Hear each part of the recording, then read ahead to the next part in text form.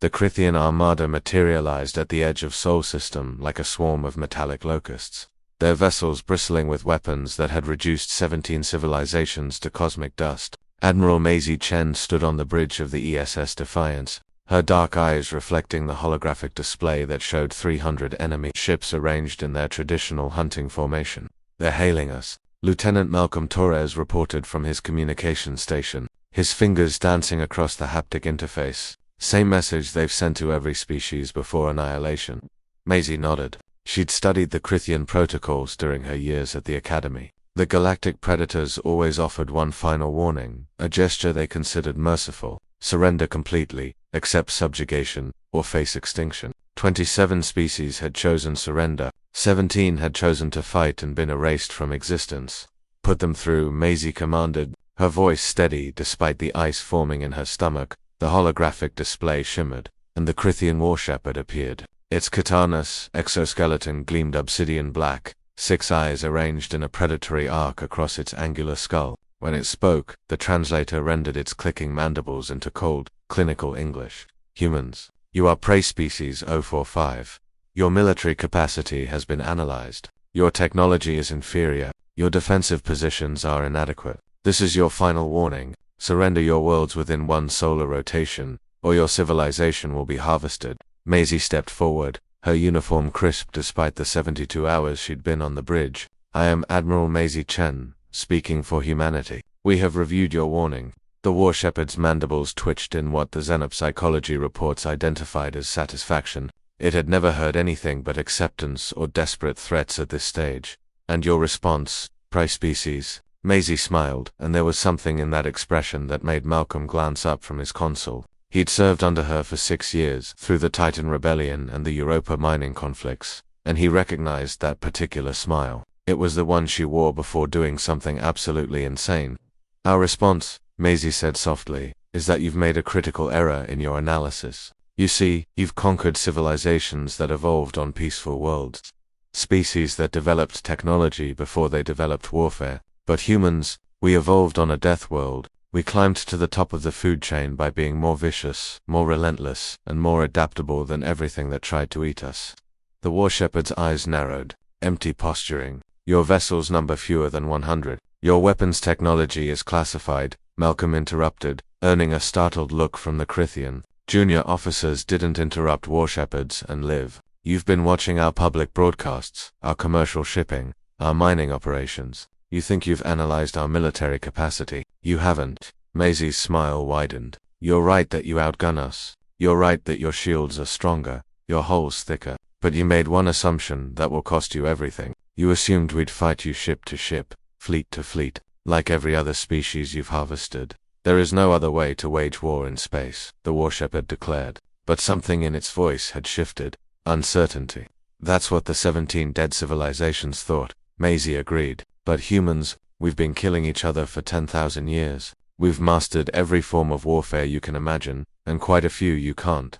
Do you know what we call your hunting formation?" She didn't wait for an answer. "A target-rich environment." Maisie's hand flashed across her command console. Throughout the Sol System, inactive mining equipment awakened. Asteroid processing stations that had been decommissioned decades ago suddenly powered up. Debris fields that had been carefully seeded over months began moving with purpose. The Crithian sensors screamed warnings as they detected the true nature of humanity's defensive preparations. Those weren't mining stations, they were weapons platforms, each one disguised to appear as harmless industrial equipment. Those debris fields weren't the remnants of old battles, they were millions of autonomous hunter-killer drones, each one small enough to slip through the Crithian shield's threshold parameters. "You studied how we fight other ships," Malcolm said, his fingers flying across his console as he coordinated the drone swarms. "You should have studied how we fight each other. Deception, ambush, guerrilla tactics. We invented total warfare." The first wave of drones struck the Crithian fleet like a plague of metal hornets. Each one carried a shaped nuclear charge, too small to threaten a Crithian warship under normal circumstances, but concentrated by the tens of thousands on single targets, coordinated by quantum-entangled AI networks that the Crithians' jamming couldn't touch. They began taking the massive vessels apart piece by piece. The war shepherd's image flickered as its flagship took fire. "This is dishonorable," This is not warfare, this is murder. No, Maisie corrected, her voice hard as vacuum. This is survival. You gave us a warning, and we're answering. You're not the apex predators here. You never were. You just hadn't met humans yet. The second phase of the attack began. Railgun emplacements hidden in the asteroid belt, built over decades of paranoid military planning, began firing tungsten rods at relativistic speeds. The Crithian point defense systems, designed to intercept missiles and energy weapons, were useless against solid projectiles moving at 0.3 c.3 Crithian. Destroyers simply ceased to exist as the rods punched through them like tissue paper, the kinetic energy turning metal and chitin into expanding clouds of superheated plasma. A fallback. The Warshepherd commanded its fleet. Retreat 2. There's no retreat, Malcolm interrupted again. His console showed the third phase activating. Behind the Crithian fleet, the mining colonies on Neptune's moons were moving, except they weren't mining colonies. They were mass drivers that had been launching payloads for months, filling the Crithian fleet's projected retreat vector with millions of tons of iron-nickel projectiles.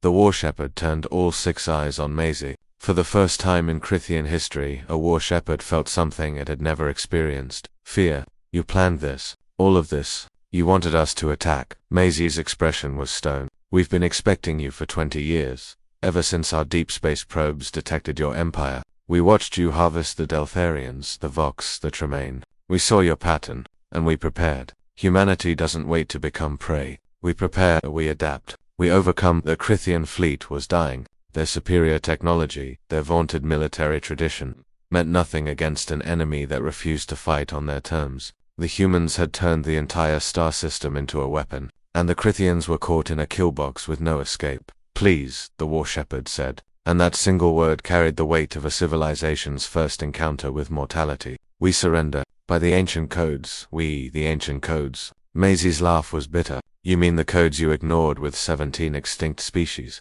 The mercy you never showed the Tremaine children on Rigel 4, the honor you abandoned when you harvested the Deltharians for food. She leaned forward, her face filling the holographic display. You gave us one last warning. Now hear ours. Run. Run back to your empire and tell them what happened here. Tell them that humanity is not prey. Tell them that if they ever point a weapon at Sol System again, we won't stop at defending ourselves. We'll find every Crithian world, every colony, every ship, and we'll show you what happens when you hunt something that evolved to be the hunter. The transmission cut. The Crithian Warshepherd's flagship, shattered and burning, managed to open a jump portal. 17 other vessels, all that remained of the mighty armada, fled through it. Malcolm looked up from his console, his face pale. Admiral, the fleet is requesting orders. Should we pursue? Maisie stared at the empty space where the Crithian fleet had been. She thought about the 17 extinct species, the billions of lives harvested. Then she thought about humanity's own blood-soaked history, the lessons learned through countless wars and atrocities. No, she said finally. Let them run. Let them carry our message back. Sometimes the best way to win a war is to make sure it never happens again. She turned to her crew, seeing the mix of relief and awe on their faces.